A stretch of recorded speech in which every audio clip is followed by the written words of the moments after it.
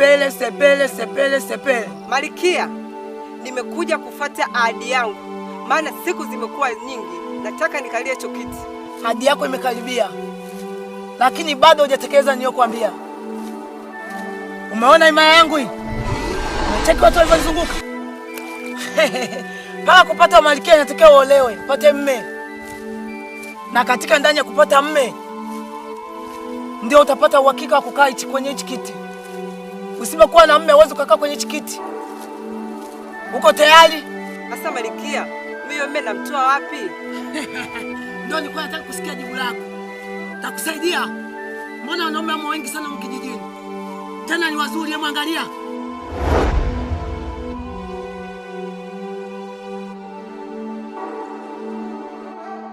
Huyu mwanaume mzuri sana, takuvutia nimlete hapa.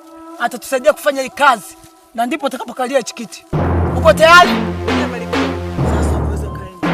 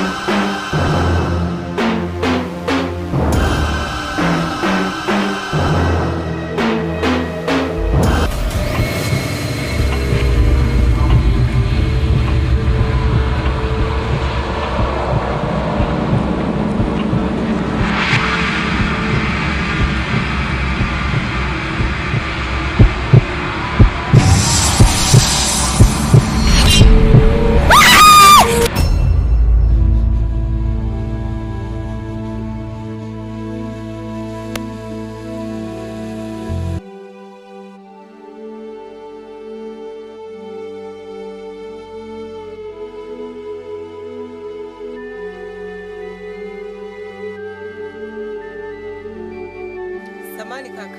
Unasemaje? Nimekuta pana jambo hili. Jambo langu mimi, nataka unioe. Unasemaje? Nataka unioe. Hivi una akili timamu wewe? Na akili ndio. Hivi kabisa unaanza naomba unioe.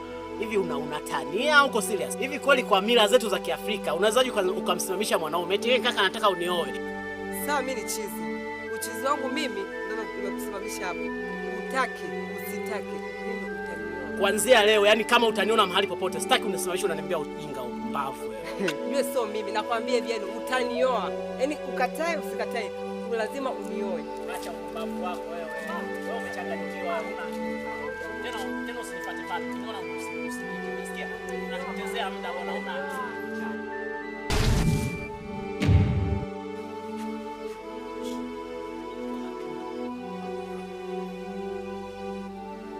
Hii jamaa limeenda wapi? Wanawake wengine bwana, ni watu wa maajabu ajabu tu. Yaani amekuwepo hapo dakika mbili haonekani.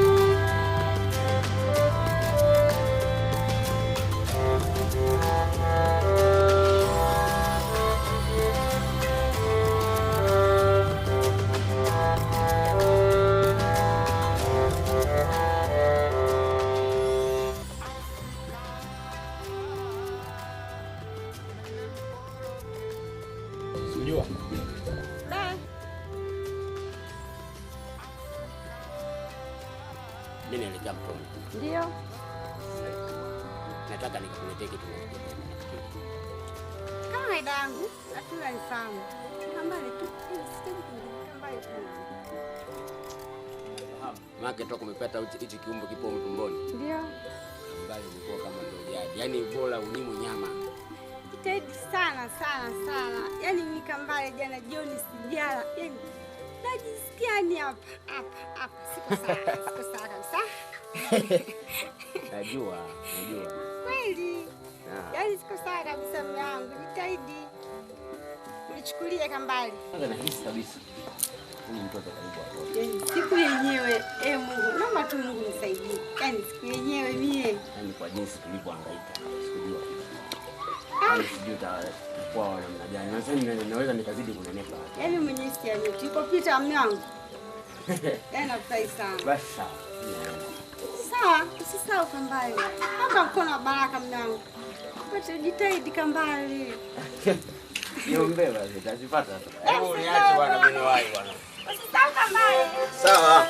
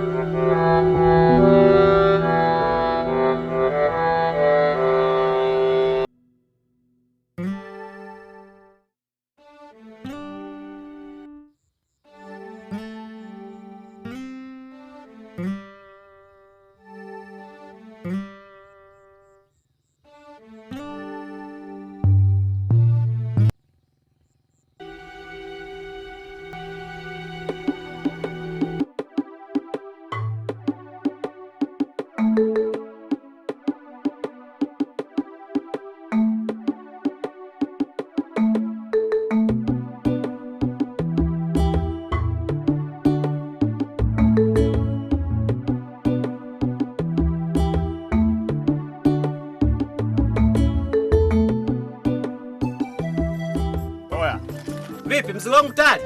Mzigo wako tayari lakini sio wote, haujakamilika. Acha kuzingua mwanangu. Mimi wateja wananisubiri sasa hivi. Unaona nimekuja na mzigo niko kamili. Ni kweli ila hali sio nzuri kabisa Mtoni sasa hivi. Unajua huu mwezi toka umetoka huo mpaka uingie gizani ndio sibaki nakufa vizuri. Mimi nimekupigia simu na kwambia nikute mzigo tayari. Nishaandaa wateja huko. Hata hizo bwana, chukua huo mzigo kidogo. Utaongezea na kwingine. Bwana wewe ndio punguze deni lako bwana. Hata kesho tujia mwingine. Nazingua mwanangu. Yaani nimekuja kule nishawapanga wateja. Sasa hivi wanasumbua kwenye simu afu na naongezea kima hizo tikadi mimi sijasema.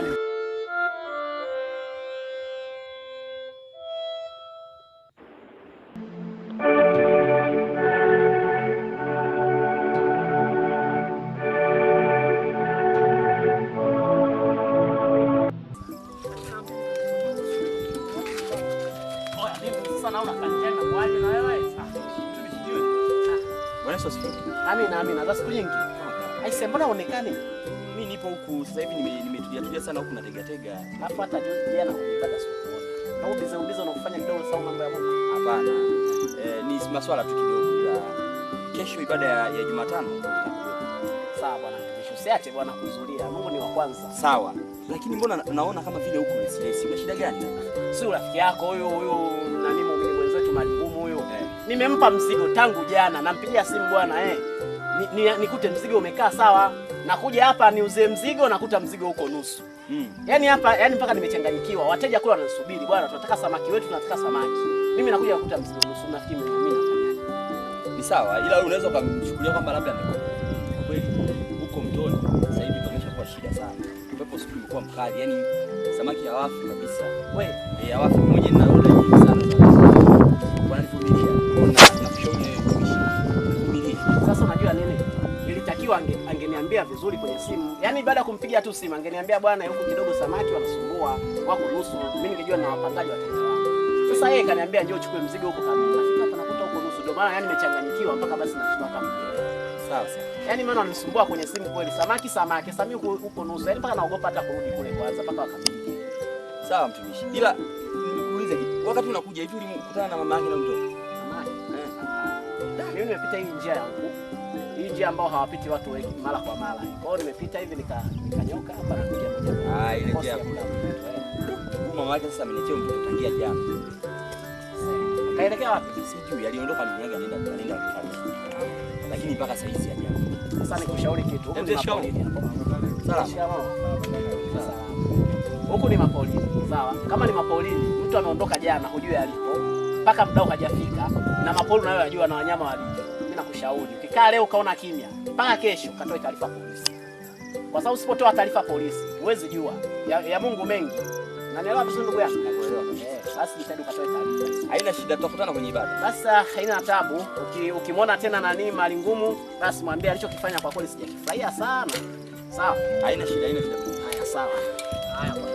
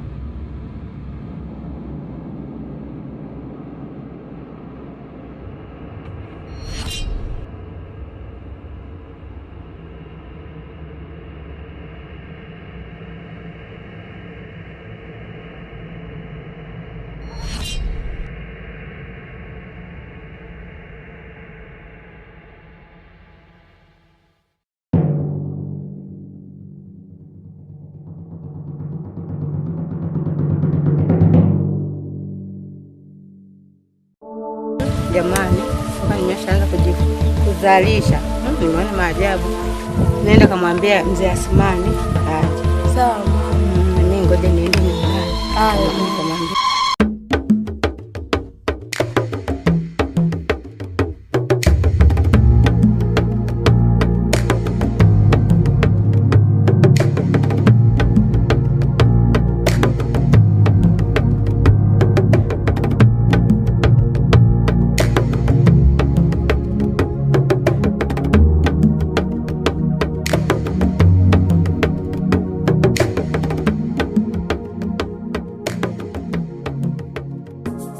Mama. Unasema? Basi sawa, nakuja sasa.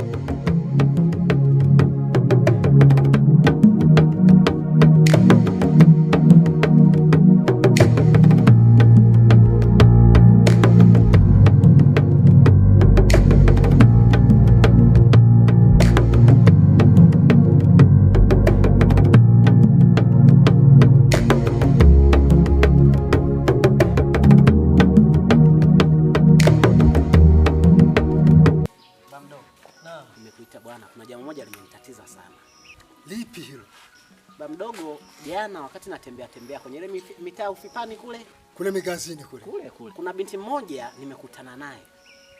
Huyo binti ni mgeni sana hapa KG. Na hisi ni mgeni kwa sababu sijawahi kuona sura yake hata siku moja. Sasa cha ajabu ba mdogo, huyo binti baada tu kuwa nimepishana naye tu, alivyonisimamisha, eti akaniambia, "Nataka unioe kwa lazima." Mbona katika mila ya Kiafrika ni kitu kinyume kabisa hivi. Na sasa kikubwa zaidi, baada ya kuniambia tu nimoe, mimi nikamjibu mbovu. Nikamwambia, "Bwana, mimi na mke wangu, sitaki unizoee, sitaki mazoea na wewe." Nikaondoka. Baada ya kuondoka tu nageuka nyuma. Mtu si nikapotea. We.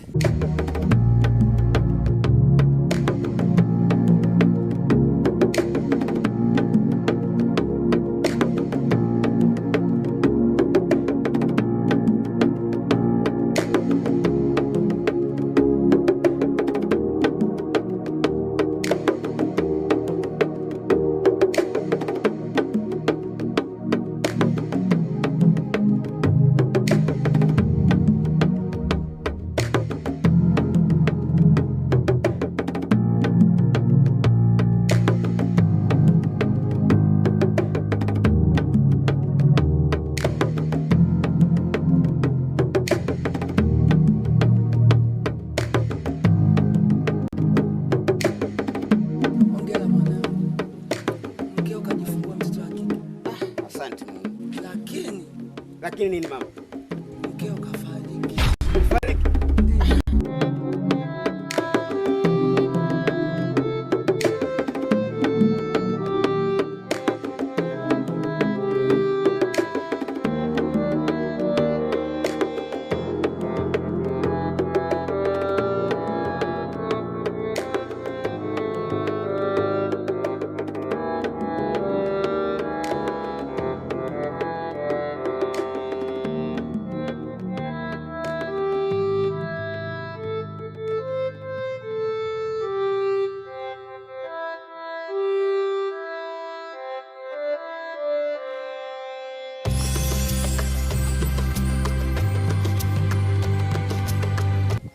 Kabisa. Unasema kweli? Yaani hilo swala ba mdogo limenichanganya usiku kucha nabaki nawaza, hata mke wangu sijamwambia. Au ni jini? Kwenye kijiji hiki ushawahi kukutana na hiyo hali? Sijawahi kukutana na jambo la namna hiyo. Ila kwa mazingira ya wanawake wa sasa hivi, hili jambo linawezekana. Linawezekana kabisa. La kukushauri mimi, hao mabinti wa hapa achana nao. Usijenge mazoea nayo kabisa. Na hili jambo sio la kumwambia mke wako. Unajua mimi sina mazoea kabisa. Mbali na kuwa na mke wangu tunapendana, tunaishi vizuri, sina mazoea na binti wa ovyo ovyo. Sawa? Basi vipi mechi ya leo unaionaje kwani? Baba mdogo kwa Simba Simba damu. Mimi ngoja niwahi kwenda huko, nitakuja bwana tuone matokeo. Tarudi baadaye tuangalie mtakuaje. Karibu sana. Haya asante baadaye. Utanikuta. Wasalimie. Haya haina tabu. Haya.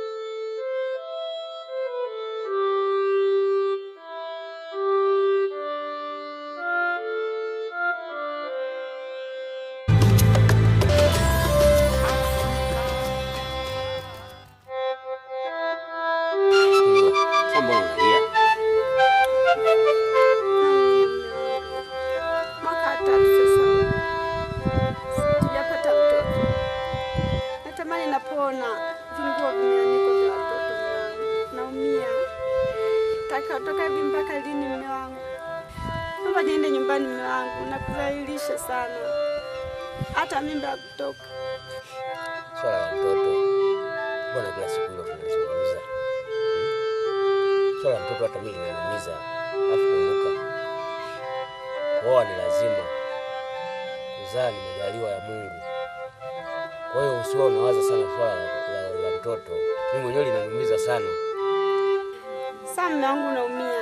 Hata mimi naumia zaidi. Sababu mimi ndio ninayebeba mimba. Isitoshe na maneno ya mama kama unavyoelewa. Asubuhi tu ikatoka anazungumzia hilo. Nakupenda mimi. Ushanielewa. Na mimi ndio niliyokutafuta. Sio mama. Sawa mume wangu, hata mimi nakupenda pia. Lakini tujaribu na kwenda hospitalini. Hilo ni wazo zuri. Na mimi hilo nilikuwa nalifikiria sana. Swala la hospitalini tutakwenda. Inabidi tuende ili tujue ni nani mwenye tatizo. Huenda tunaweza kuwa tuna mmoja na tatizo au wote au hatuna tatizo, ni mpango tu ya Mungu.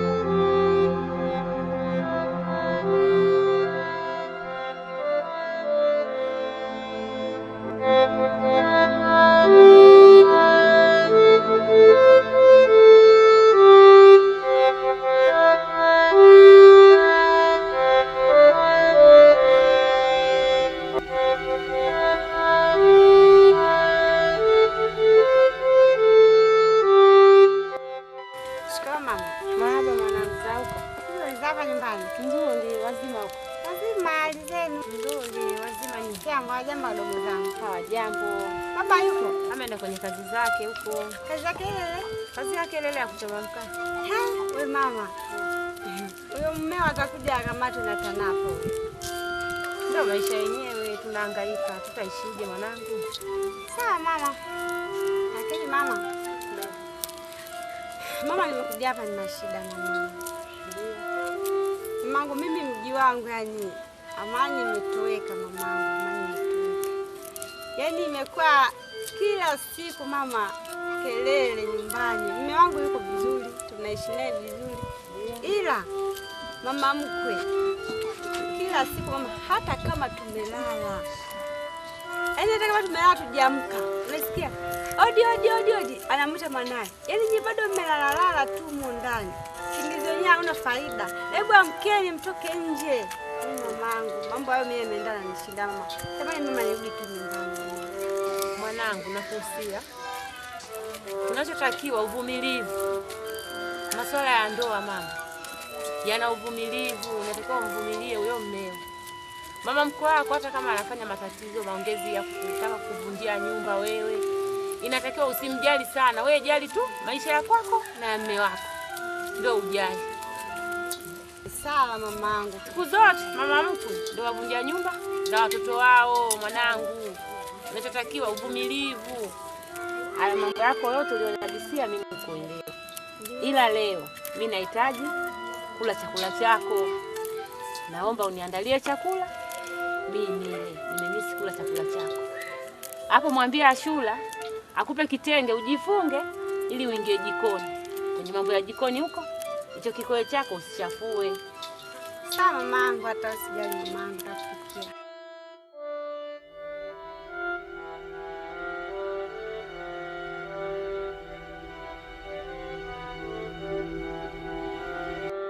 Sasa rafiki yangu, karibu sana. Na hivi nafikiri kwamba nimekuwahi. Hivi ulikuwa unataka kutoka wewe. Lakini ndugu yangu huonekani saizi kijijini. Ni kweli, ni changamoto za maisha. Tunajua sisi kazi zetu za uvuvi hizi. Yaani ukitoka asubuhi ni beach. Kutoka beach kule unarudi hapo unakaa na shemeji yako pale nini ndio tulizoana kidogo. Time tena tumeka beach. Kuna muda inabidi yani unakesha kule unajua ugombanaji utafutaji ni kazi ndugu yangu. Mapato vipi saizi lakini bwana mwalimu? Au paka mwezi uingie giza? Kwa huu mwezi umeng'aa ndugu yangu ni tatizo. Ndio. Yaani kidogo sana zinatoka kidogo sana. Sio kivile. Kipindi cha gizani ndio samaki zinatoka. Kweli. Ndio changamoto. Tupo sasa. Mimi nimetulia hapa. Asante sana. Ujio wako lakini wa leo umenitatanisha.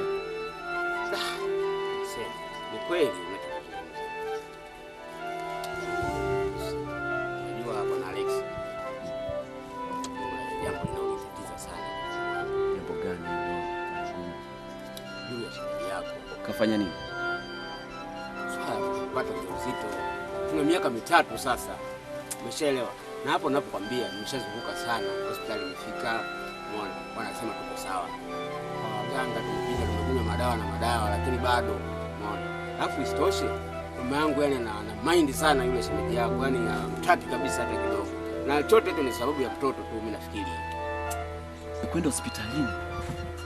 Umekwenda kwa waganga? Hujafanikiwa? Bado sijafanikiwa. Rafiki yangu, naomba nikwambie kitu kimoja. Tatizo lenu nyie mnapenda ushirikina sana. Na mnaamini ushirikina. Umekwenda kwa waganga. Mimi unanifahamu kila siku sikosi kanisani. Muda wote nahudhuria ibada. Na ukiona napenda kusali, kuna mafanikio nayoyapata katika imani yangu. Japo kila kitu mpaka uamini ndio unafanikiwa. Na uombapo unafanikiwa. Umekuja kwa bwana Alex, umekwenda hospitalini. Umekwenda kwa waganga, hujafanikiwa. Bado sijafanikiwa. Mungu kuliko kitu chochote katika dunia hii. Na hapa saizi muda sio mrefu hivi natoka hapa na kwenda kwenye ibada. Sawa. Japo Waswahili wanasema Mungu na mbio wanatupotosha. Muamini Mwenyezi Mungu aliyekuumba. Yeye ndo awezaye yote. Na ombaye hupewa, japo anapewa kwa muda uliotarajiwa ambao anastahili kukujibia mwenyewe. Kuna mchungaji Bwana Mwitelo. Bwana Mwitelo kafanya miujiza kwa Bwana Kauzu. Jamaa yangu sikiza nikwambie. Unajua mimi nimeshazunguka sana, nimepoteza hela nyingi sana. Kwa hili jambo unaoniambia ndugu yangu, nafikiri labda nilifanyie kazi na lenyewe kwa sababu nimeshapoteza sana kwa waganga mahela au hospitalini mara kupanga sehemu. Hapo kabla hujamaliza. Ndio. Huyo ni historia ambayo nakueleza Bwana Kauzu alipopata miujiza kwa Pastor Mwitelo. Yote yao 9. Kume Mama Eliki kaenda kwa Bwana Mwitelo, katoa shida zake, Pastor kamwombea kwa imani yake, kwa sababu kila kitu ili ufanikiwe uwe na imani. Saa hizi ana watoto 3, amewapata kwa mfumo huu. Mimba ya kwanza kajifungua watoto 2. Mimba ya pili kajifungua mtoto mmoja. Na hivi ulivyokuja sasa hizi hapa, haipo mbali, yuko tu hapo jirani yangu, ana ujauzito. Mungu atende miujiza gani? Mimi nafikiri niende nikamweleze mke wangu swala hili ulioniambia, kisha tukupitie ukupeleke kwa huyo mchungaji. Muda ndio huu. Unaposema unasubiria ukawasiliane na mke wako, mkafikirie, mtazidi kupata migogoro haiishi ndani ya nyumba kwa ajili ya kitu kidogo kama hiki. Sawa, haina shida. Mimi nafikiri saizi kama usingeniwahi. Vipi peleke saizi? Hata mmoja ndugu yangu janiletea. Au nilo nimekupoteza mawazo kabisa. Sikiliza, umesema saizi mwezi ndugu yangu, mwezi zinakufa kidogo sana. Alafu watu wanaziwahi kule. Yaani kishaegeza tu pale Forozani watu wameshafika. Wanachukua zao. Sema nini? Mimi kwa umeniambia mimi nitakuletea hata kesho. Fanya basi hivyo. Poa. Maana saizi hapa unacheki nimetoa chombo yangu hapa. Chombo ya mzungu hii. Naiona mwanangu. Muda wote mimi nalanduka.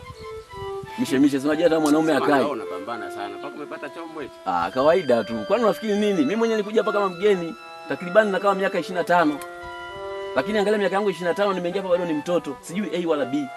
Maisha yangu yalikuwa ni magumu sana. Nilitelekezwa bado ni mdogo. Lakini nimejitahidi saizi. Nimechukua kwa usafiri, mtaji wa maskini nguvu zake. Napambana. Ni kweli. Basi, hongera kwa hilo. Haina shida. Poa.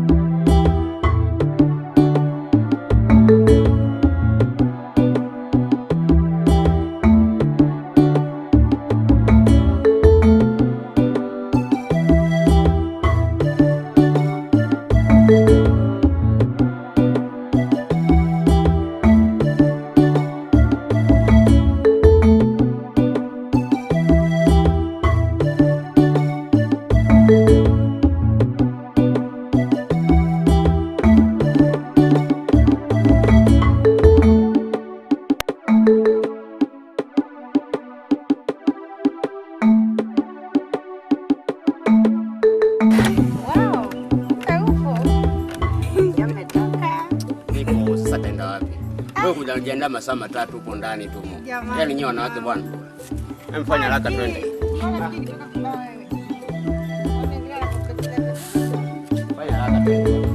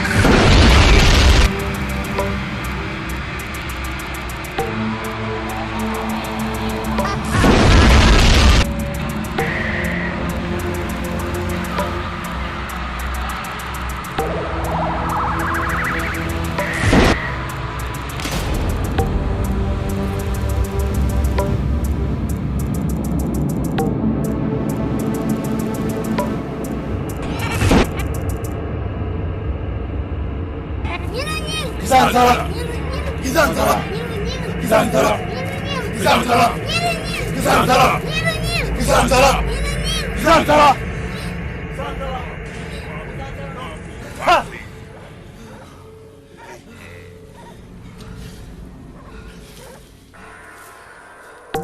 Usimshangae.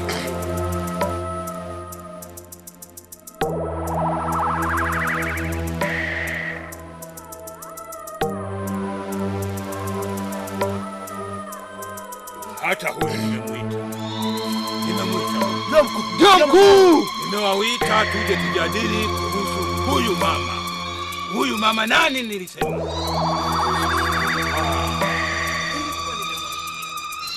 Ana tatizo kubwa. Hajatoa kafara. Na sisi wote hapa sijui kama mtu hajawahi. Na tulikuwa tumeahidiana mwanzo wa mwaka atoe. Lakini saizi hajatoa. Hata kama amekataa kutoa, haitakiwi kumpatia umalikia. Anachukua tu kafara hata kama hana mtoto. Hapana. Hawezi kuwa malikia. Sababu hajatoa kafara. Hawezi kupata umalikia bila kutoa kafara.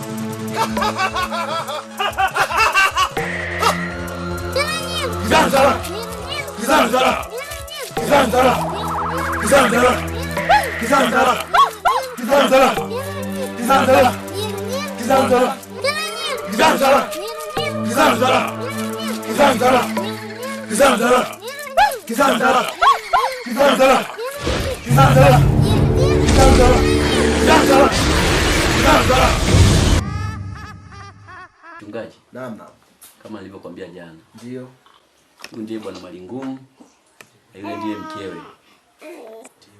Karibuni sana. Asante. Bwana Yesu asifiwe. Amen. Za nyumbani? Hali nzuri. Mnaendeleaje? Salama kabisa. Kweli. Bwana Yesu asifiwe mama. Amina, hapa nyumbani. Nzuri tu za nyumbani? Salama, jambo hao. Ah, jambo. Mnaendeleaje? Bwana Malingumu. Ndio. Kama nilivyokueleza. Huyu ndiye Pastor Mwitelo na huyu ndio mama mchungaji kama unavyomuona yuko na familia yake. Karibuni sana. Asante. Karibuni tupo. Asante mama. Ujisikie huru, hapa ndo nyumbani. Amina. Karibuni sana. Sawa, nilipewa ujumbe na Bwana Alexi jana alipokuja hapa jioni, alikuwa ananihadisia juu ya changamoto ambazo unazopitia hapo nyumbani. Ndio. Ni kweli kabisa changamoto zipo katika dunia na shetani huwa anajaribu kuweka mitego mbalimbali ili kuwatega wanadamu pia. Kwa hiyo hizo ni changamoto. Na pia muda mwingine huwa yanaruhusiwa vitu kama hivyo mbele za Mungu. Mungu anaruhusu vitu kama hivyo vitokee ili watu waweze kumjua Mungu wa kweli. Basi mimi nachoweza kuambia kwamba kwa sababu mmepata imani ya kuja kumkimbilia Mungu wetu huwa hashindi na jambo lolote. Na kwa sababu mmekiri nyinyi wenyewe kwa kinywa chenu kwamba mmeamini kwamba kweli kabisa Mungu wetu huyu anaweza na mmekuja mbele zake. Kila aliyemkimbilia Mungu, kwa kweli Mungu hakumwacha. Alifanya kitu juu ya maisha yake. Na kwa sababu mmeweka imani, Mungu anaenda kufanya kitu juu ya maisha yenu. Tukitazama hata kwenye maandiko, hapa alikuwepo mtu mmoja alikuwa anaitwa Elikana. Alikuwa ana wake wawili. Mke wa kwanza alikuwa anaitwa Ana. Mke wa pili alikuwa anaitwa Penina. Huyu Penina yeye alifanikiwa kupata mtoto. Lakini Ana hakubahatika kupata mtoto. Lakini baada ya kufanya maombi Ana, Mungu alimfanikisha akapata watoto. Mtoto wa kwanza alimpata Samueli, akaitwa mnaziri wa Mungu kwa sababu Mungu alimpatia kwa wakati ambao yeye alifanya maombi kwa kujimimina mbele za Mungu. Mungu akafanyaje? Akamsaidia akapata mtoto. Lakini sio hao tu, wapo watu wengi ambao wanaweza kufungua katika maandiko ni wengi. Lakini tunaposoma katika kitabu hiki cha Warumi ile sura ya 8 na mstari ule wa sura ya 8 na mstari wa 31, Biblia inasema kwamba basi tuseme nini juu ya hayo? Mungu akiwa upande wetu ni nani aliye juu yetu? Kwa hiyo hakuna jambo lolote ambalo linaweza kutuzuia au kutusumbua tukiwa upande wa nani? Wa Mungu. Kwa hiyo ukishamkimbilia Mungu, hakuna jambo ambalo linaweza kushindikana kwako. Yote yanawezekana kwa Mungu. Mungu anafanya kitu na pia Mungu huwa anamwangalia mtu jinsi alivyoweza kufanyaje? Kumwamini. Kwa sababu Bwana Alexi aliwapa imani na nyie kweli mkaamini kwamba hapa ndio maeneo ya makimbilio na mmekuja mahali hapa kwa ajili ya kupata usalama kwa ajili ya Mungu. Mungu anaenda kufanya kitu juu ya maisha yenu. Kwa sababu tu mmeamini, mnaenda kuuona mkono wa Mungu ukifanya kitu juu ya maisha yenu. Sasa kwa saizi nitawafanyia maombi kidogo, ila kesho tutapotoka kanisani, ila naomba na kesho pia mje kanisani. Tutafanya maombi kanisani, ila kesho tutakapotoka kanisani tutakuja hadi kwenu nyumbani kwenu kabisa. Tutakuja kufanya maombi kwa ajili ya kuvunja zile ngome zote zilizopo pale kwenu, na Mungu anaenda kufanya kitu juu ya maisha yenu. Kwa sababu tu mmeamini, Mungu anaenda kufanya kitu na mtaenda kuona mkono wa Mungu. Basi pigeni magoti tuweze kufanyia maombi. Basi ngoja tufanye maombi ili Mungu akaweze kuwafanyia kitu katika maisha yenu. Naamini hizi changamoto mlizozisema zinakwenda kuisha kuanzia sasa. Basi tuombe. Baba, katika jina la Yesu Kristo, Mfalme mwenye nguvu, Mungu mwenye mamlaka, Baba, tazama na waweka mama huyu na baba huyu. Wewe unawajua changamoto ambao wanaipitia Bwana. Baba, ninaikemea roho ya utasa ndani yao kwa jina la Yesu Kristo, ikapate kushindwa. Ninasambaratisha kila namna ya mamlaka zote ambazo shetani amewategea katikati yao. Najua ipo mitego mingi ambayo shetani ameitega katikati yao. Najua wapo maadui wamewatega mitego katikati yao. Kwa jina la Yesu Kristo, zikiwa ni roho za kichawi, kwa jina la Yesu zikapate kusambaratika. Zikiwa roho za mapepo za majini, kila namna ya misukule mbalimbali, kwa jina la Yesu. Mapepo ya kila namna, kwa jina la Yesu ninavunja na kuharibu, ninasambaratisha, ninakemea na kuzisambaratisha kabisa, zikapate kushindwa. Ninaharibu kila namna ya mipango yote ya shetani na madhabahu zote za kuzimu ambazo zimewakusudia wao wasiweze kupata mtoto. Ninawatangazia kuanzia sasa wakapate mtoto. Na watangazia kuanzia sasa Mungu kawaponye na wakapate uzima katika jina la Yesu Kristo. Naomba na kushukuru. Amen. Amen. Amina. Mbarikiwe sana na Bwana. Mungu awabariki sana. Mungu yote yanawezekana. Amen. Karibuni sana. Karibuni sana. Bwana umetamalaki. Haleluya. Hakuna aliye kama wewe Bwana. Bwana umetamalaki. Tamalaki. Hakuna aliye kama wewe. Haleluya. Bwana umetamalaki. Hakuna aliye kama wewe Bwana. Bwana umetamalaki. Tamalaki. Hakuna aliye kama wewe Bwana. Bwana umetamalaki. Hakuna aliye kama wewe Bwana. Bwana umetamalaki. Hakuna aliye kama wewe Bwana. Bwana ametamalaki. Hakuna aliye kama wewe Bwana. Wana mali ngumu, kama tulivyosema jana ile pale ulipokuja kwamba tutakuja jioni. Kwa hiyo tumekuja kutimiza lile kusudi ambalo tulikuwa tumeliahidi tangu jana kwamba tutakuja kufanya maombi kwako. Ndio maana tumebidi tuje na waumini wote kuja kufanya maombi mahali hapa ili Mungu akaweke nguvu zake mahali hapa. Basi mtapiga magoti ili Mungu akaweze kufanya kitu tena mahali hapa. Amina, amina, amina.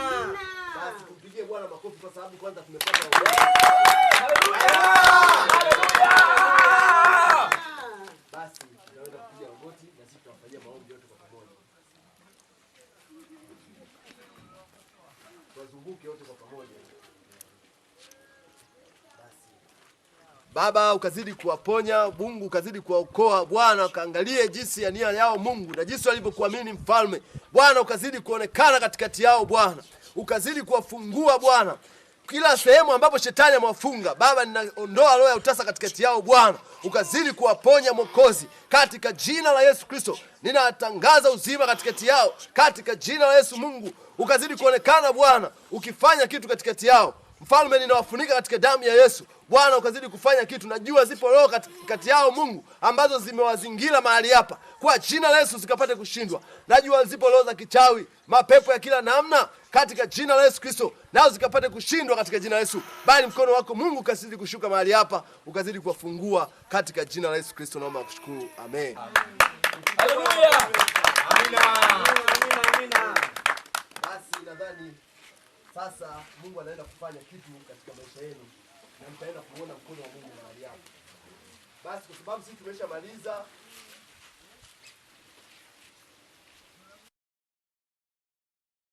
tushamaliza haya maombi mahali hapa, basi sisi tunaweza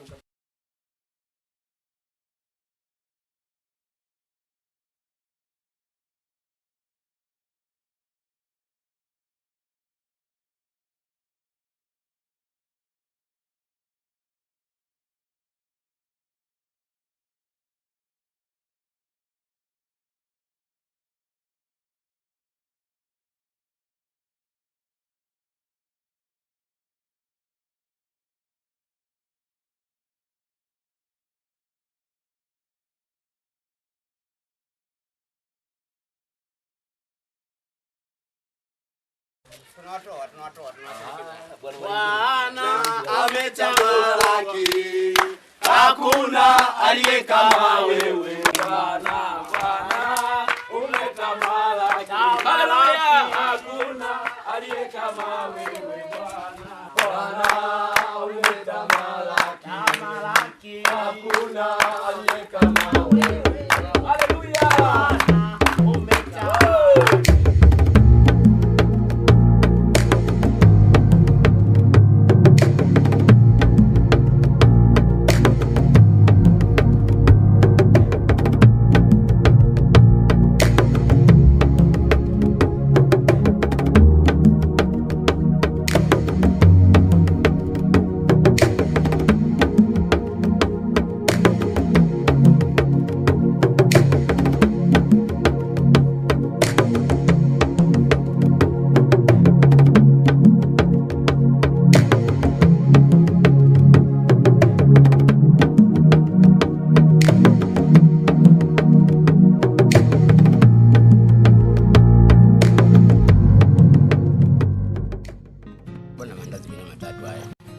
Nishakula mume wangu. Nishakula mapema. Sawa. Nimeamka na vile visamaki vya jana vile. Nishakula. La. Lakini Nishakula. Nimeshiba. Jamani, kama nishakula. Kwa uamini kama nimekula. Hata wewe. kula. Yaani unapokuwa na furaha wewe, ndio furaha yangu kubwa sana. Kweli. Hata mimi pia.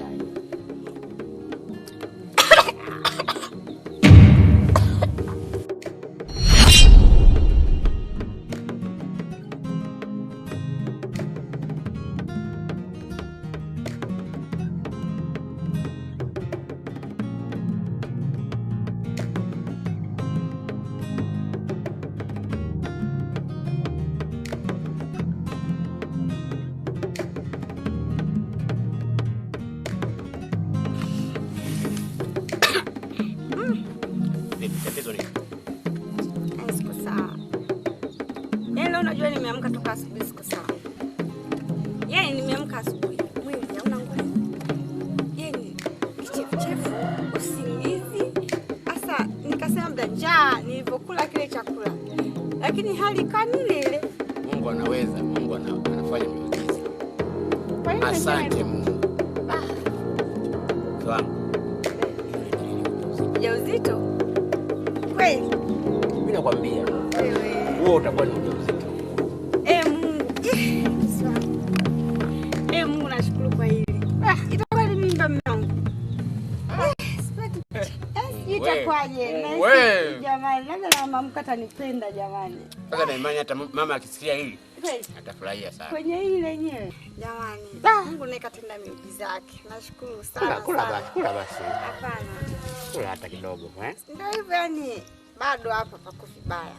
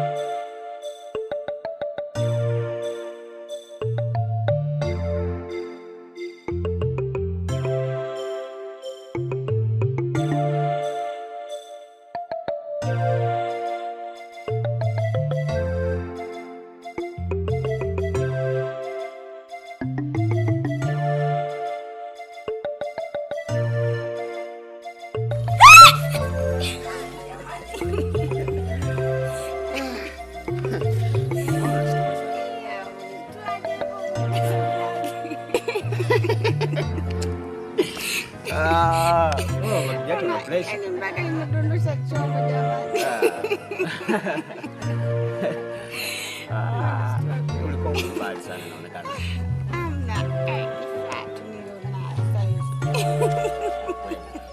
Mwenyewe na furaha sana. zako. Safi. Yaani cha kwanza ningeanza tu samaki. Umeniletea. Bale leo.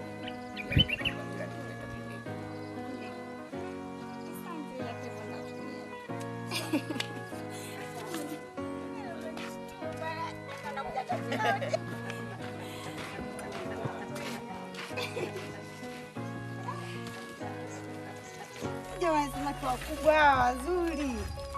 Sasa hawa wewe ni kuwapiga nyanya, unachukua na limao unaweka kwa mbali. Yaani haina haja kuweka mafuta mengi. Hauna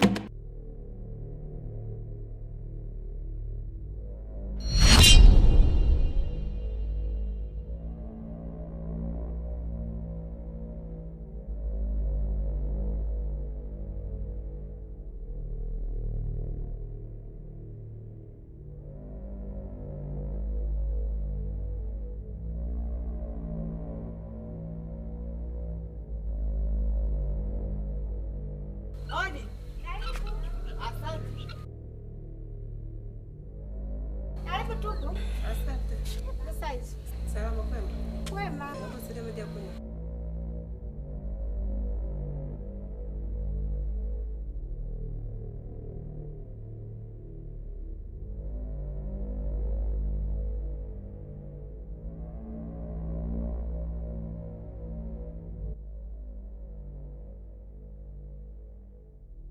Umetokelea wapi? Nimetoka Kangeme. Kangeme? Ndio. Hey, na unaelekea wapi? Naelekea 90. 90. Kwa usafiri gani? Kwa mguu. Hapa tu tulipo na 90. Kwa pikipiki ni 15,000 hadi 20,000. Alafu unasema unaelekea 90. Pole. Kwa changa cha.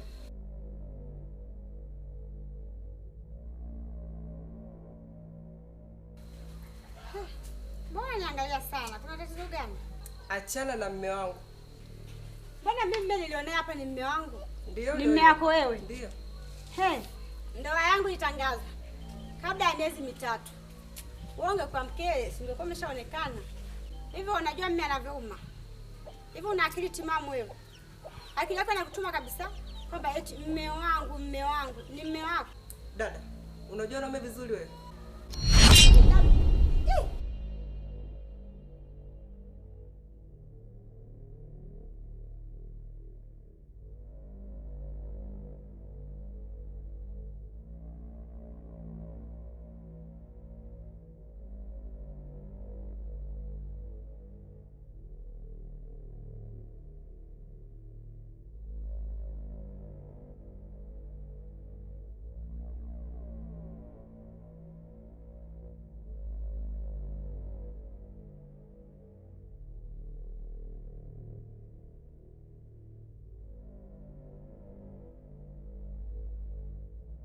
Tarajia mtoto.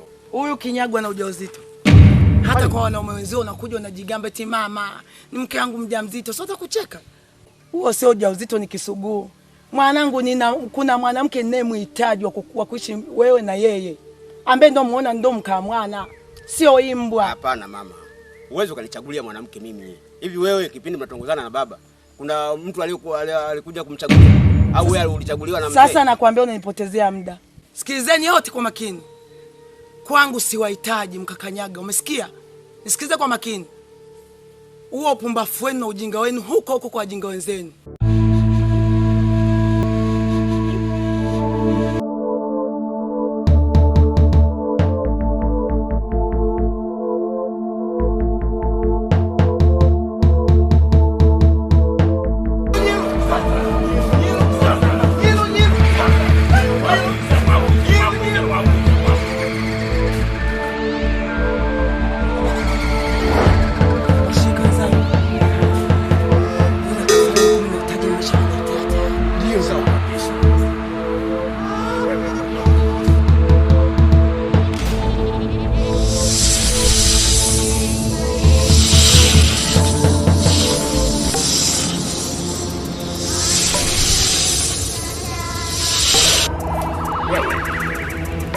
Unaweza kula nyama wewe.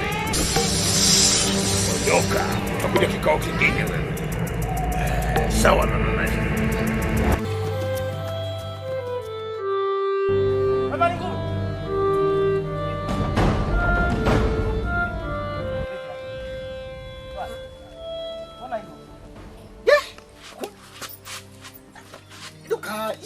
sawa.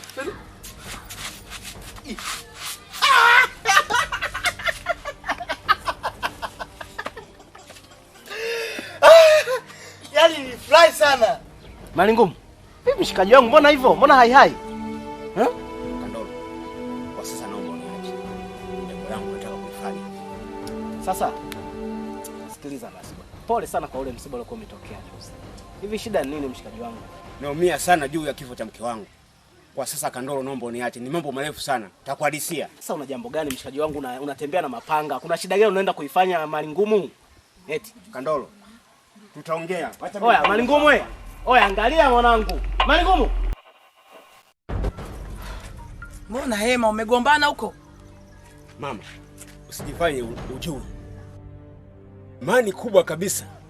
Wewe umehusika kwenye kifo cha marehemu mke wangu. Mimi? Kumbe mwingine nani? Mtoto laana wewe. Nimekuzaa, nimebeba mimba miezi 9 mpaka umefikia hapo. Leo unaniambia mimi nimehusika kumuua mke wako? Mtoto umechanganyikiwa. Unanielewa mama?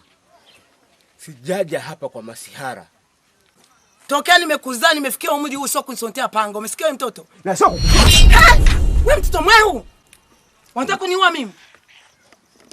Mama, usinifanye mimi sina akili. Iwe bange, isiwe bange.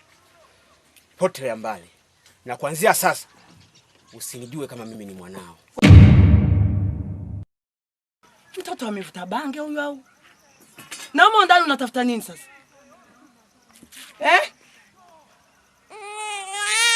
Huyu mtoto mwehu kabisa kachanganyikiwa leo. Unajiua? Ha? Huyu mtoto kavuta vibange kachanganyikiwa. Haya sasa huyo mjukuu wangu ni peke yake. Wewe mtoto umechanganyikiwa. Nimekwambia achana na mwanangu. Wewe utaweza kumlea huyo mtoto? Wewe ndio mchawi unataka kaniue mjukuu wangu. Vibange tu ndio vinakusababisha mpaka unachanganyikiwa. Mtoto mwehu wewe mwanga wewe.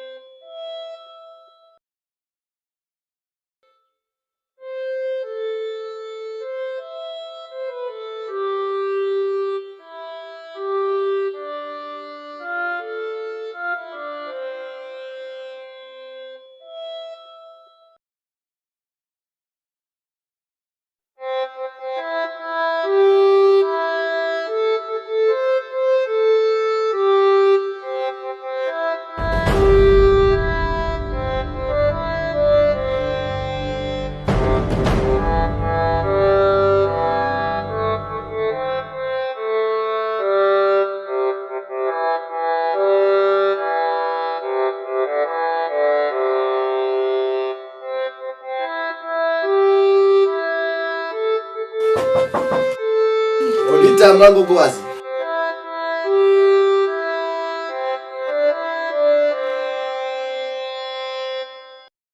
Oh, bwana Malingumu.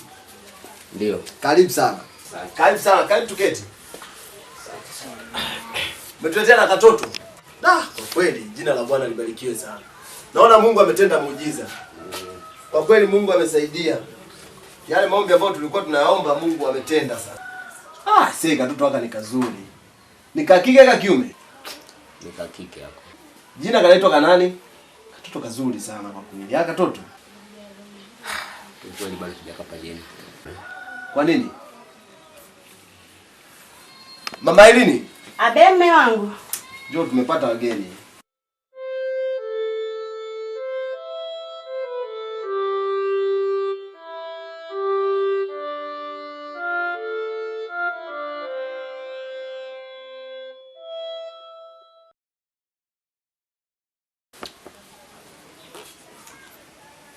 Kuna nini mme wangu, mbona shemeji analia? Ndio maana nimekuita mke wangu ili tuweze kumsikiliza. Maana hata mimi mwenyewe nimeona hii sura kidogo imenichanganya. Nikaona kabla sijamuuliza jambo lolote na wewe uwepo mke wangu hapa. Ndio. Bwana Malingumu. Shida ni nini ndugu yangu? Tuelezee ndugu yangu. Mchungaji. Naam. Wewe mtoto unayemuona hapo. Mimi ndio baba. Ndio. Na mimi ndio mama. Mama yake naye duniani. Amefariki. Tangu lini Bwana Malingumu? siku ya pili sasa. Tatizo lilikuwa ni nini shemeji? Changamoto za uzazi. Kama unavyojua. Ndio. Huduma za kiafya hapa kijiji kwetu ziko mbali. Mimi asubuhi nimeamka vizuri. Nimemwaga mke wangu. Ndio.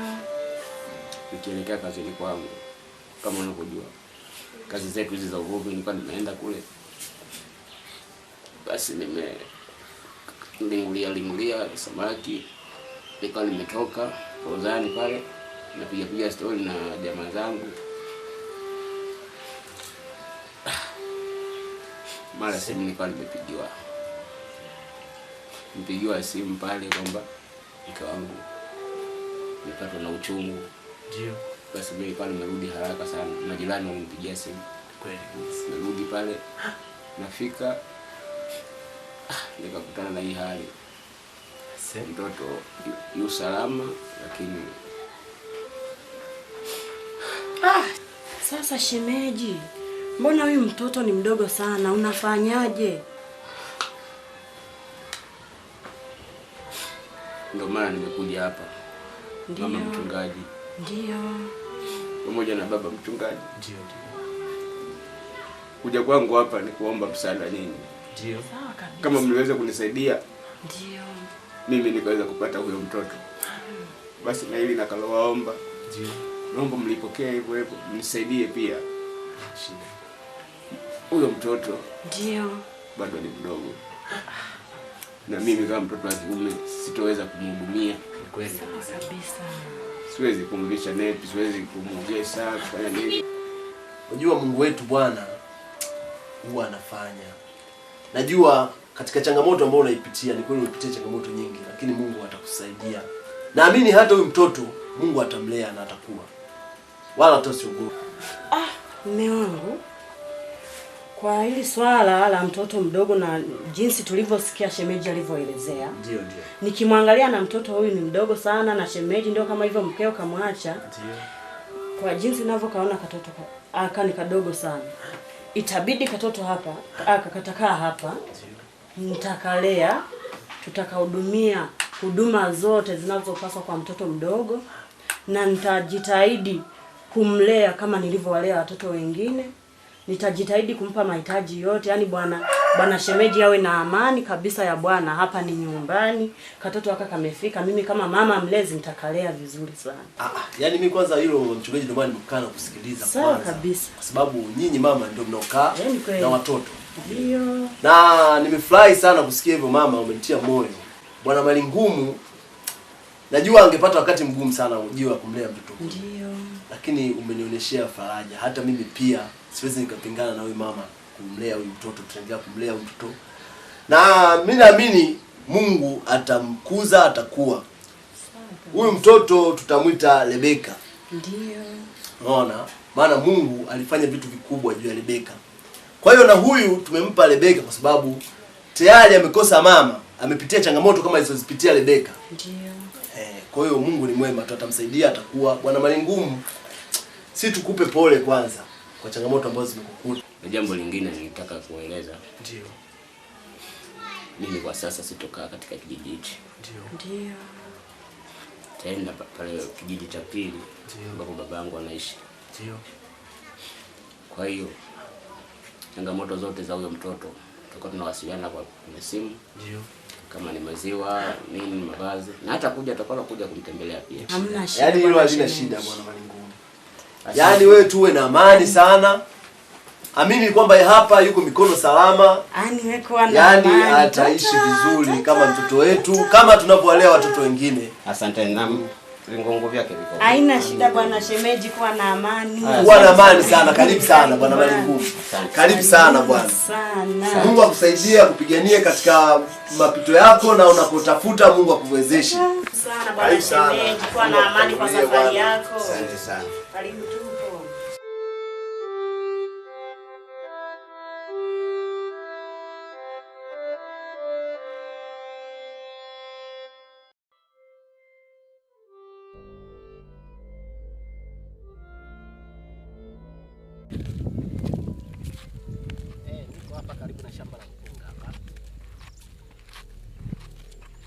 tu tunachukua hata picha tunapiga location nini.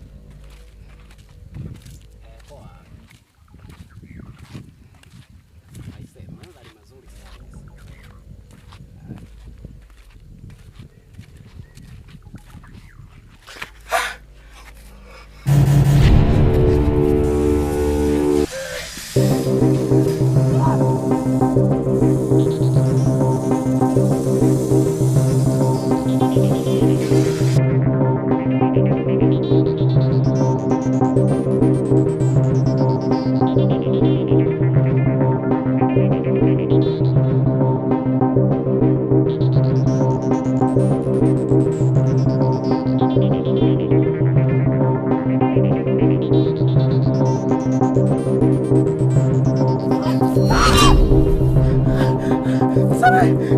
Leo ni siku ya mwisho.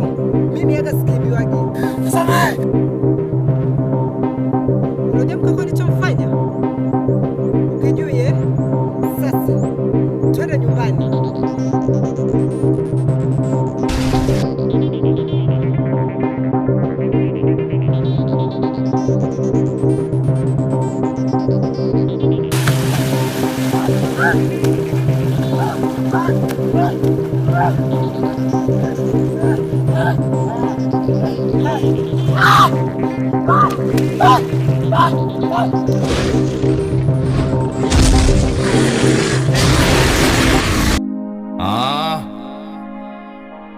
The man is back, yo. It's meant for the Yo, dramas. mja wako nakushukuru baba. Yeah.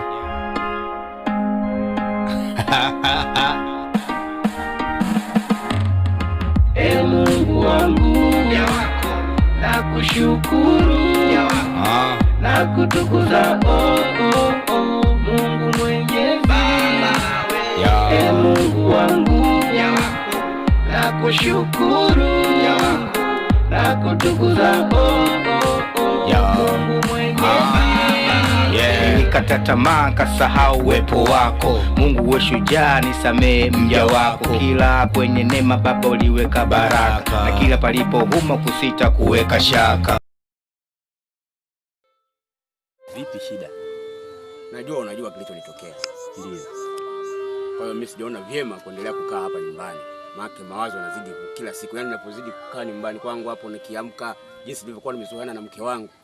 Yaani yangu anipi. Na hisi naweza nikafanya kitu chochote kibaya huko. Kwa hiyo nimeona niondoke niende kijiji cha pili pale kuna mzee wangu. Ni kweli mtumishi, mimi sikupingi katika swala hilo, lakini mimi nilikuwa na wazo, kwa sababu mara ya kwanza ulimuomba Mungu akupatie mtoto na akakupa. Unaona mtumishi? Kwa hiyo na uhakika kabisa na Mungu wangu anaweza kutenda kitu unachomuomba. Sasa leo hii unapokimbia kijijini kwako, ulipozaliwa, ulipokulia, maisha yako yote umetengeneza hapa, ukakimbia kwenda kijiji kingine, mimi naona sio sawa kabisa mtumishi. Mimi nilikuwa nakushauri, mambo yote mpe Mungu. Anaweza kukupa roho thabiti, roho yenye ukakamavu, roho yenye uvumilivu, ustamilivu, na ukaishi vizuri katika kijiji hiki ndugu yangu. Kupingi. Ila kwa sasa kichwa changu hakiko sawa kabisa. Naona kabisa nikikaa humu naweza nikafanya madhara makubwa sana. Au la, nikaingia hata kwenye mikono ya serikali. Kwa hiyo kuepusha haya, bora mimi nikakae kijiji cha pili mbali kidogo na hapa. Lakini mambo yakikaa sawa, akili zangu zikiwa vizuri, basi nitarejea. Basi sawa mtumishi. Sawa. Mtoto wako mumwacha wapi? Nakuona huko na beki tu. Mtoto ondoa shaka. Mtoto nimemwacha sehemu salama kabisa. Nimemwacha kwa mchungaji Mwitelo pale. Kumbe umemwacha kwa mchungaji wangu pale Mwitelo? Sawa, basi haina shida. Kwa pale anakuwa yuko sehemu salama. Basi Mungu akulinde uendako mtumishi. Mungu akutangulie sana uendako. Sawa. Haina shida. Haya. Sawa.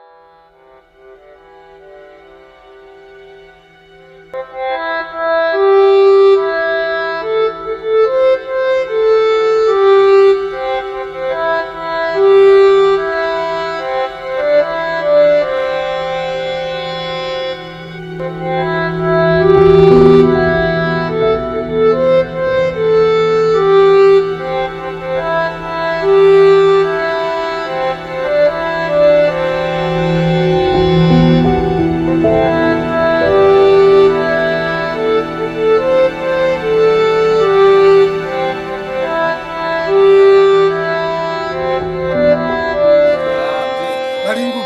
Naam. Karibu sana. Wow. Jamani. Sikutegemea kama utafika. Ni kweli mzee. Karibu ndani. Dharura. Karibu ndani. Asante sana. Ndio kama hivyo nilivyokuhadithia mzee. Nilijua kwamba haya matatizo yatakukuta, kwa sababu kisa cha mimi kujitenga na mama yako mpaka nikakimbia mji wangu kule, ni haya mambo ambayo yamekukuta wewe. Vinginevyo ningeendelea kuvumilia, hata mimi ningekuwa nimetoweka. Na maana mpaka saizi ungekuwa huna baba wewe.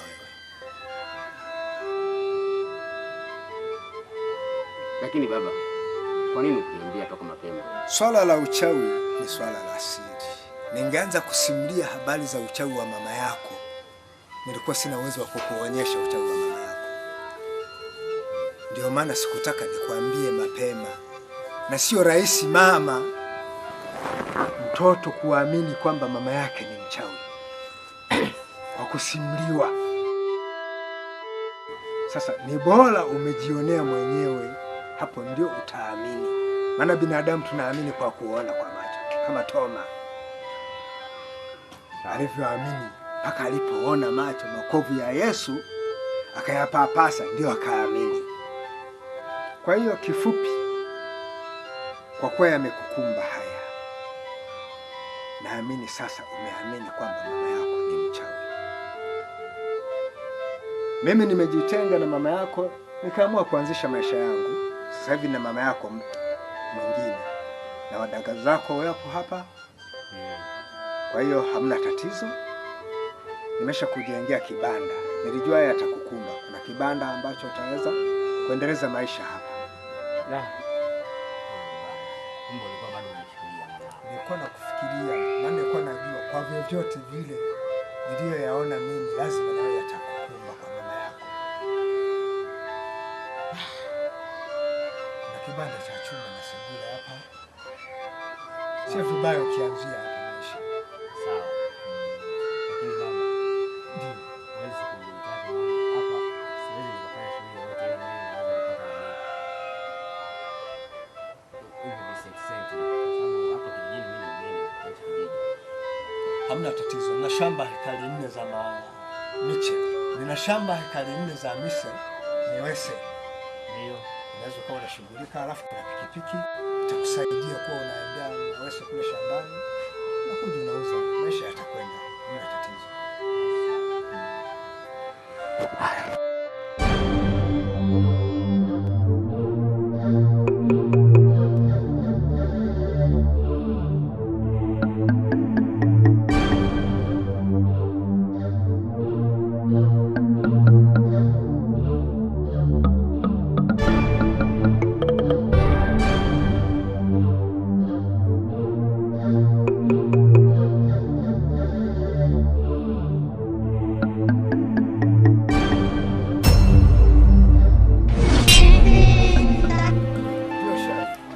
Shughuli zinaendaje?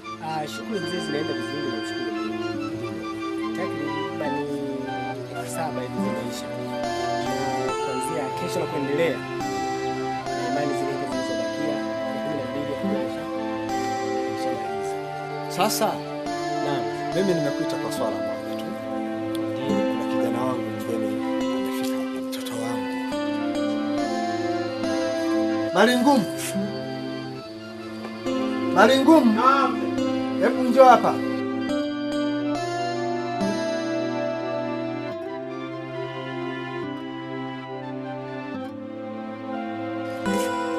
Huyu hapa ni Shai.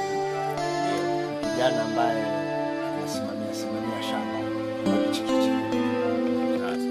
Shai. Huyu mtoto wangu Malingumu. Tutashirikiana naye katika usimamizi wa shamba. Habari. Salama. Karibu. Asante sana. Malingumu. Huyu Shai. Tutashirikiana naye kusimamia shamba. Shai. Tembeza kidogo mgeni. Anaweza kufanya vizuri. Kwa kuwa ni kijana mwenzangu hakuna kitu kinachowezekana. Na mimi naamini. Sawa. Hamna tatizo.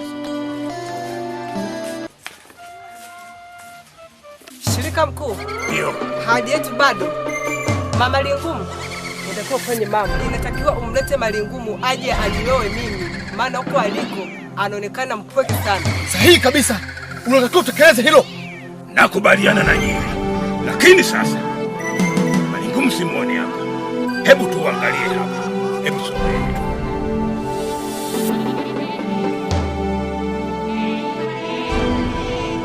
Naona Malingumu ameshakimbia. Lakini mtoto wake bado yuko katika kijiji hiki. Ndio. Sasa basi tunakuagiza wewe mama, kamfinye mtoto, tafute popote kuanzia leo, kesho, mwezi, umtafute aje hapa. Atakapopatikana amefinywa huyu mtoto, Malingumu atarudi. Ndio mkuu. Nyilu nyilu. Kizanzala. Nyilu nyilu. Kizanzala. Nyilu nyilu. Kizanzala. Nyilu nyilu. Kizanzala. Nyilu nyilu.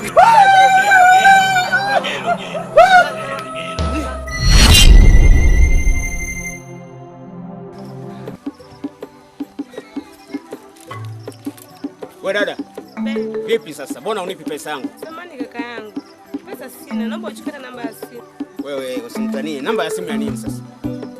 Mimi nimehitaji pesa, sitaji namba za simu. Namba ya simu? Pesa una maana gani sasa? Sikiliza, ungeniambia kule. Lakini sio unakubeba unakuja hapo unaniambia habari za namba ya simu. Wewe unafikiri wote bodaboda ni malaya sio? Nataka nifike nyumbani nifanye mchakato tutakuletea posta. Wewe ungeniambia kule mimi ningekuleta tu, lakini sio unaniambia nikulete hapa afu unipi hela. Bwana mimi nataka hela yangu. Nataka hela yangu. Sina habari za mapenzi mimi sitaki kujua. Niliofika nikwambia utashinda kunibeba kaka yangu. Samani nikuletea jioni. Wapi bwana? Mimi nahitaji hela. Watu wanahitaji hela hapa. Wewe vipi bwana wewe? Oya bro, shida nini? Safi vipi kwani na wewe? Kula na wewe time zako mwanangu. Vipi? I say bro, sisi ni wanaume. Sielewi shida ni nini. Mimi nimesikia mnajibishana hapa. Huyu hapa sisi kanikuta kijiweni. Ndio. Ananiambia twende unipeleke Uzunguni. Nafika hapa, nasimama, anashuka anaondoka zake. Unaona bwana? Baada namdai hela yangu anasema, chukua namba yangu ya simu. Sasa namba ya simu ya nini? Dada shida ni mbona pesa? Shida ni pesa ndio nilimwambia pesa chukua namba yangu ya simu nitamletea jioni. Sasa analeta habari za mapenzi. Shida ni pesa tu bro. Ndio. Ngoja nimsaidie. Unajua wakina dada na wenyewe, si unajua tena. Anashinda tu kujitambua, shika pesa yako. Hela yako hiyo. Tatizo lilikuwa ni pesa tu ndio. Unamdeshi ngapi? Kata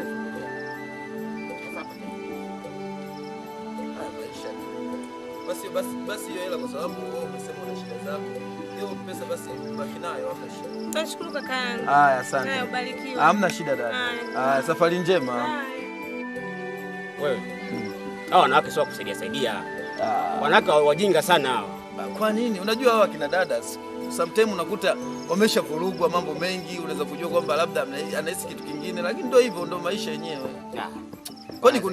Kwani kuna shida gani? Maana nimekusikia umezungumza maneno magumu kidogo. Mimi bwana hapa nilipo na matatizo makubwa sana. Mke wangu amefariki, ameniachia katoto kachanga. Yaani siku hiyo kanazaliwa yeye anafariki. Unaona? Kwa hiyo hapo napambana kutafuta hela ya maziwa. Alafu sisi analetea habari zake za mapenzi unajua. Ase pole, ndio maana kumbe nimesikia maneno magumu kidogo. Nikaona mbona anaongea maneno magumu. Kumbe shida ndio hiyo. Ase pole sana. Nishapoa. Aise, kwani tofauti na bodaboda yako hii ambayo unajishughulisha nayo ya kuingizia kipato kwa ajili ya huyo mtoto, kuna shughuli gani ambayo unaweza kufanya angalau ikakuza kipato kwa ajili ya mtoto? Tofauti na bodaboda, kwa sababu bodaboda zina changamoto sana kama unavyoona. Tofauti na bodaboda mimi ni fundi ujenzi, mcheleani, lakini pia kulima na lima vile vile. Sasa mimi Mzambalauni pale unapopata sana hapo Mzambalauni. Sasa Mzambalauni pale kuna duka lile la vifaa vya ujenzi. Huwa kuna tenda zinapatikana, watu wanakwenda kujenga na nini. Dai wako wanalipo kwa siku 20,000, 30,000. Mimi nadhani kwa mazingira yetu haya bodaboda hawezi kufikisha 40,000 kwa siku. Kwa hiyo ukiwa fundi mzuri tunakulipa kwa bloko. Kwa mambo yanaweza angalau yakapanda kidogo. Kwa jitahidi kama katika mizunguko yako ukipata nafasi basi uje pale Mzambalauni utaweka mambo fresh. Si hapa ili duka linatazamana na nani ofisi ya benki. Hapo. Ukifika hapo ulizia tu. Napaelewa hapo. Ulizia tu cha kupewa utapata. Asante sana. Haya, hamna noma. Asante.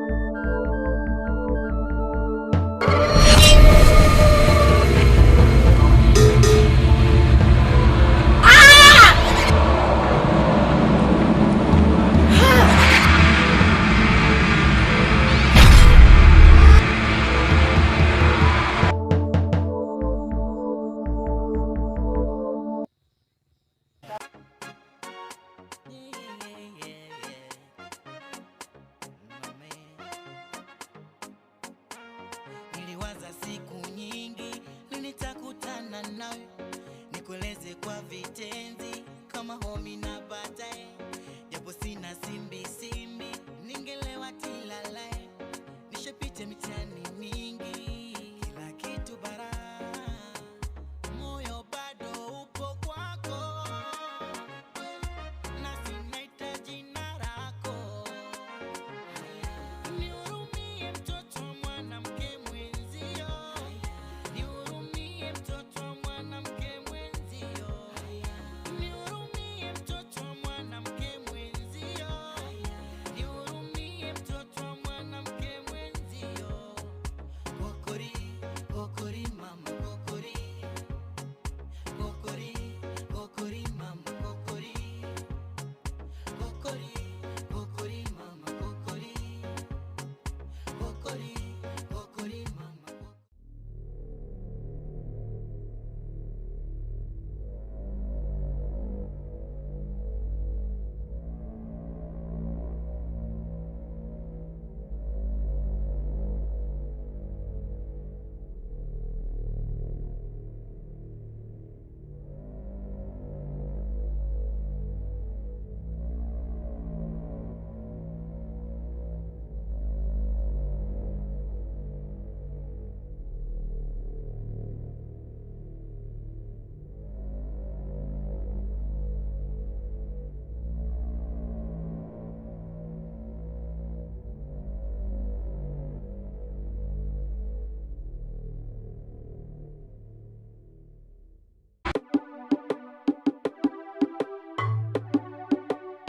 Thank you.